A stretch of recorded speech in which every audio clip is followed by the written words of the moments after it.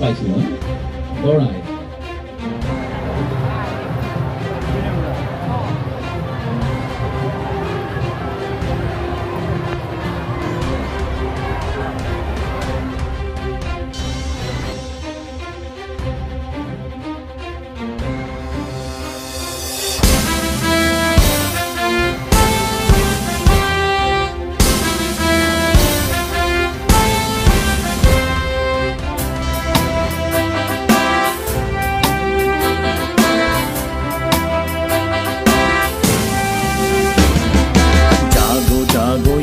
शक्ति जागो गोरखे दाजु भाई जागो जागो युवा शक्ति जागो गोरखे दाजु भाई गोर्खाली को मन मुटु हो साथ दियो आक्सुलाई गोर्खाली को मन मुटु हो साथ दियो आक्सुलाई आक्सु हाम्रो जान हो आक्सु हाम्रो प्राण हो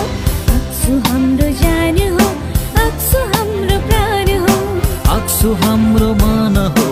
आक्सु हाम्रो धन हो आक्सु हाम्रो मन हो आक्सु हाम्रो धन हो आक्सु हाम्रो जान हो आक्सु हाम्रो प्राण हो आक्सु हाम्रो मन हो आक्सु हाम्रो धन हो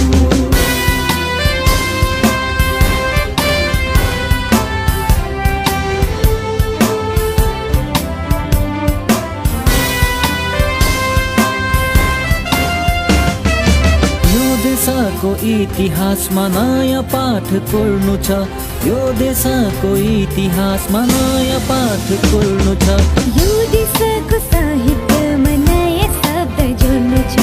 यो देशको साहित्यमा नयाँ शब्द जोड्नु छ यो देशको इतिहासमा नयाँ पाठ कोर्नु छ यो देशको साहित्यमा नयाँ शब्द जोड्नु छ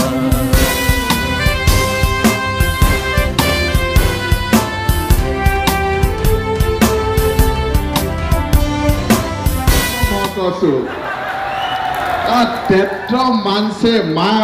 माई गड मैले त जिन्दगीमा सोचेको थियो न त्यत्रो मान्छे त आज त खानापाडा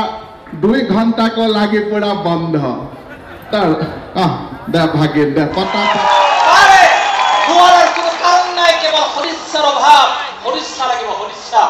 পারে কিয় নোৱাৰে গোর্খা সকলো নন ট্রাইবেল মোরাল সকলো non tribal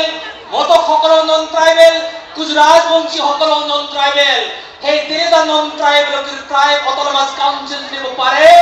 Gorkha autonomous council কেলে দিব নোৱাৰে মই বুজি নাপাওঁ দিব পাৰে তাৰ কাৰণে আপোনালোকে দিব লাগে আৱাজ তাৰ কাৰণে আপোনালোকৰ চিন্তা আপোনালোকৰ বক্তব্য আপোনালোকৰ কথা দিছপুৰে শুনিব লাগিব দিল্লীয়ে শুনিব লাগিব শুনাই দিব পাৰিব লাগিব কাৰণ আপোনালোকে 30 লক্ষাধিক গোৰ্খা মানুহ অসমত আছে সিকিম দাৰ্জিলিং বাকিবিলাক মই নকলোৱে আজি বহুত মানুহে কয় গোৰ্খা বুলি কেতিয়াৰ পৰা প্ৰতিনিধিত্ব হৈছে কেতিয়া গোৰ্খা নামটো কেতিয়া আহিছে ভাৰতবৰ্ষ 8th century পৰা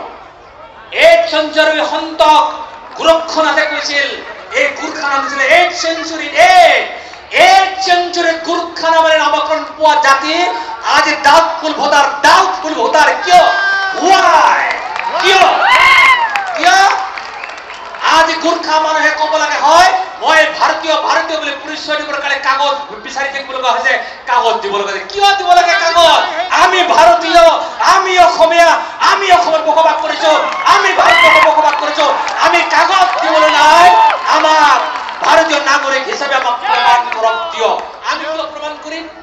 আমি কিয় প্ৰমাণ কৰিম প্ৰমাণ কৰাৰ দায়িত্ব গোৰ্খাসকলৰ নহয় প্ৰমাণ কৰাৰ দায়িত্ব চৰকাৰী এজেন্সিসমূহৰ প্ৰধানমন্ত্ৰী নৰেন্দ্ৰ মোদী দেৱৰ মিটিঙৰ পৰা আৰম্ভ কৰি সৰুৰ পৰা বহুত অনুষ্ঠান বহুত ডাঙৰ অনুষ্ঠানো দেখিছোঁ কিন্তু জীৱনকালত গোৰ্খাসকলৰ যে এটা ইমান বৃহৎ সমাৱেশ এটা বৃহৎ সন্মিলন এটা বৃহৎ গোট ইয়াত আহি 4 দিনৰ কাৰণে জমা হ'ব আৰু জমা হোৱা নহয় ইয়াক গুৱাহাটী মহানগৰীক এক সাংস্কৃতিক আৰু সামাজিক সংগমস্থলীলৈ পৰিণত কৰিব সি মোৰ সপোনৰ অগোচৰ আছিল